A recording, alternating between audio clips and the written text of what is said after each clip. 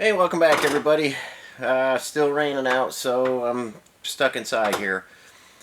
It's been a crazy week again. Cutting up a lot of beef, dealing with a lot of chickens and stuff. It's a busy time of year. Lots of projects. So I've got the 61 Fire Jeep here. Motor's pulled out. As you know, it needed a clutch. Rear main was leaking terribly. Flywheel's blue as can be, and the clutch is worn out, the oil saturated. So I'm making progress on that, waiting on parts for that. 360 is torn down. Sorry I didn't get too much footage of that. Like I say, it's just been absolutely crazy. 360 is very sludged up and stuff. It's going to need a lot of cleaning. It's going to get a lot of washing. Bores are fine, and you'll hear more about that as the video goes on. I have Ron's engine in from, let's see, he came in from South Carolina, and engine looks good. Transmission transfer case not so much. You'll see that again a little bit later in the video. It is worn out badly. And they mangled things up that didn't need to be mangled up. But it happens. The end of this week, I'm not even sure what day it is. End of this week, I still have three halves of beef to cut up for customers. And then we're going to get right into another couple hundred chickens. And I am out here. I'm working, 16 hours a day trying to keep the farm and the shop going. So I'm trying to get videos out one a week. I'm hoping I can keep doing that. But it is getting crazy. There's a lot to do today, so I'm trying to squeeze this video in very early. Sun's just coming up, and there's a lot to do. So the video might be out of sequence or whatever, but there's a lot of projects I had to cover. I hope I covered them kind of evenly and stuff so you can see what's going on.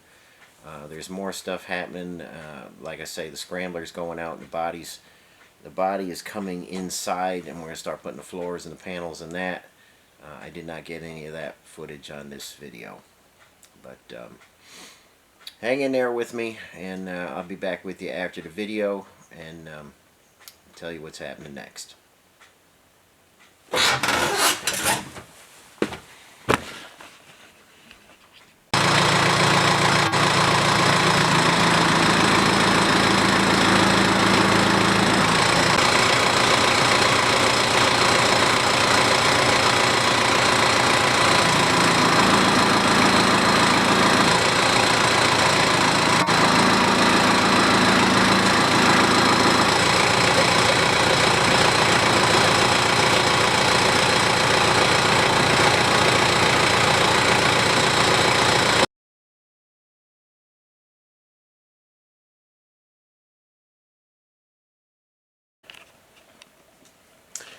Okay, I wasn't real good on getting footage this week, but this is the engine out of that 61 Fire Jeep, that CJ5.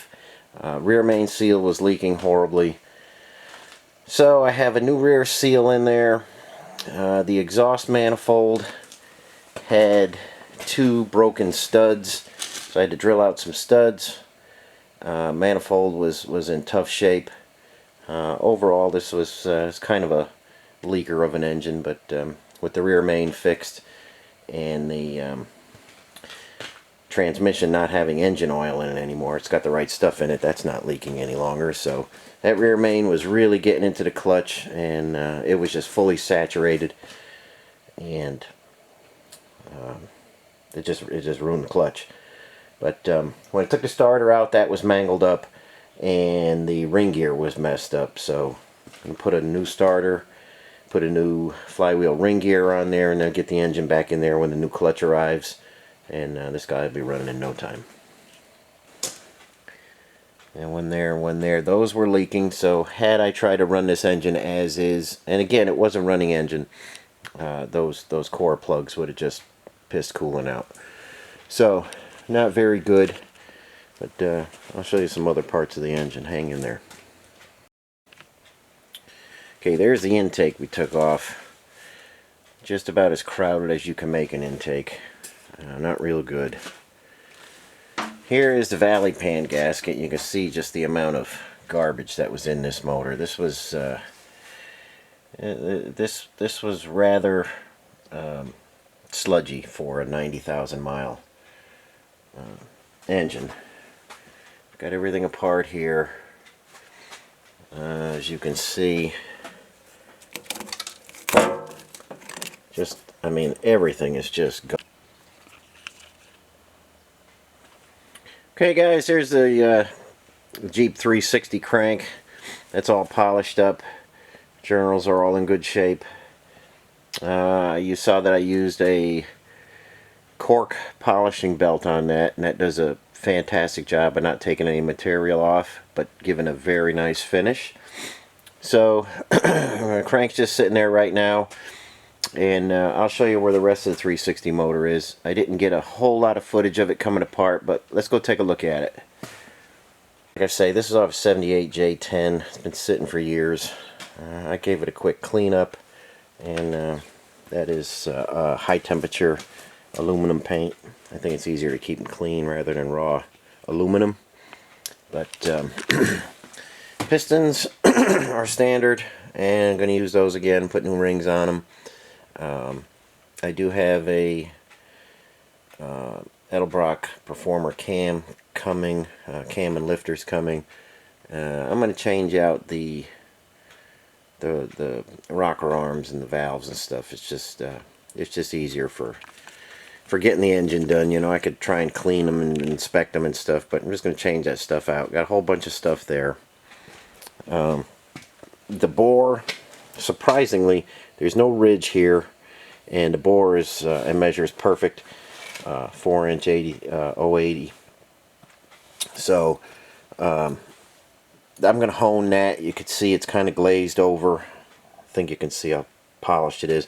We're going to hone that, give the block a very good cleaning, and then probably a couple of good cleanings, because like I say, it is super grimy. Okay, what you're looking at is Ron's engine. This is an M38 block.